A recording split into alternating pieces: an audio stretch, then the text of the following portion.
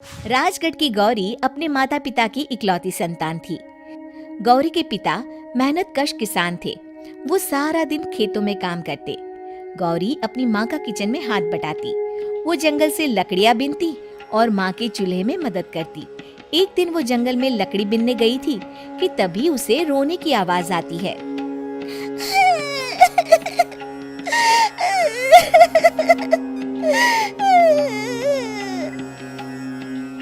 अरे, यहाँ कौन रो रहा है? इस जंगल में भला किसी के रोने की आवाज? जरूर कोई जंगल में फंस गया होगा।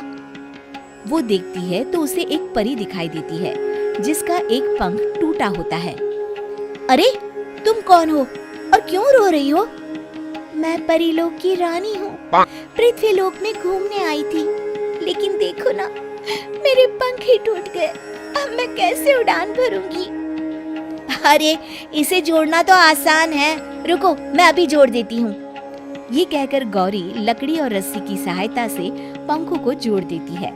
परी अपने जुड़े हुए पंखों को देखकर खुश हो जाती है और गौरी को वरदान देती है कि वो पूर्णिमा की रात किसी भी चीज को हाथ लगाएगी तो वो सोने की हो जाएगी।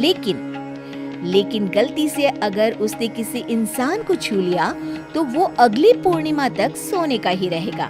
गौरी घर आती है और सारी बात अपने माता पिता को बताती है।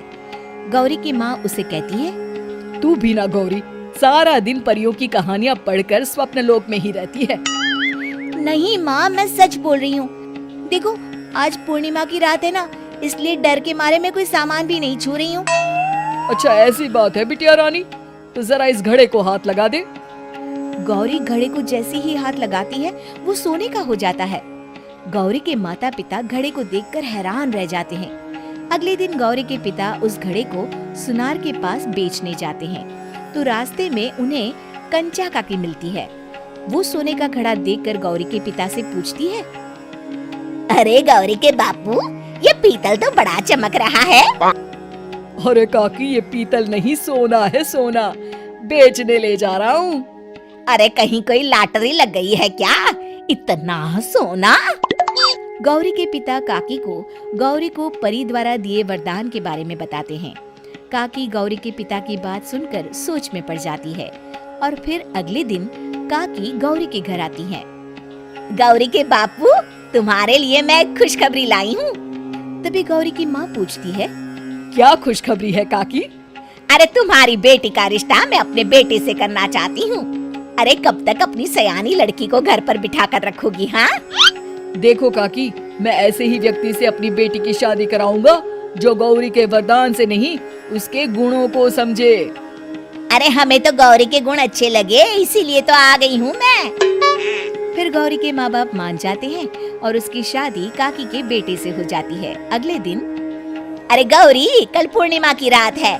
तुम्हारे पिताजी परी के वरदान के बारे में बता रहे थे, तो मैं ना कुछ चीजें रख दूंगी, जरा हाथ लगा देना। तभी गौरी का पति वहाँ आ जाता है और अपनी माँ से कहता है, माँ, क्या जरूरत है गौरी के वरदान को इस्तेमाल करने की? वैसे भी मेरी मेहनत से घर तो चल ही रहा है ना। और गौरी के पिता ने भी यही कहा था कि वो ऐसे ही व्यक्ति से उनकी बेटी की शादी करेंगे जो गौरी के वरदान से नहीं, उसके गुणों को समझे। अरे बस कर किताबी बातें। तेरे लिए क्या लड़कियों की कमी थी जो मैं ये किसान की बेटी घर ले आती? और सुन गौरी, कल अगर तूने सारी चीजों को सोने का नहीं किया तो मैं तुझे घर से निकाल दूंगी और अपने बेटे की दूसरी शादी करवा दूंगी, समझी? इतना कहकर गौरी की सास वहाँ से चली जाती है। अगली पूर्णिमा की रात गौरी की सास गौरी के सामने ढेर सारे बर्तन रख देती है और कहती है, जल्दी कर गौरी, रात खत्म हो जाएगी। जल्दी जल्दी इन सारे बर्तनों को हाथ लगाकर सोने का कर दे। गौरी करती भी तो क्या, वो जैसे ही एक छोटे से बर्तन को छूने वाली होती है कि उसकी सास भड़क जाती है। क्या मजाक बना रखा है? इतने छोटे से बर्तन में क्या होगा? ये ले, ये बड़ा वाला बर्तन। जैसे ही बड़ा सा बर्तन लेकर गौरी की सास उसकी तरफ बढ़ती है, वैसे ही बर्तन के बाहर से वो धड़ाम से गिर जाती है। सास को गिरा देख गौरी उन्हें संभालने दौड़ती है और वो सास को हाथ लगाकर कहती है, अरे सासू माँ, क्या हो गया आपको? कहीं चोट तो नहीं लगी ना? लेकिन जैसे ही वो हाथ सास से हटाती है तो देखती है कि उसकी सास सोने की हो गई है। गौरी सोनी की सास को देखकर रोने लगती है और अपने पति से कहती है, मुझे परी ने कहा था कि अगर मैं किसी इंसान को हाथ लगाती हूँ तो वो अगली पूर्णिमा तक सोने का ही रहेगा। अब मैं क्या करूँ?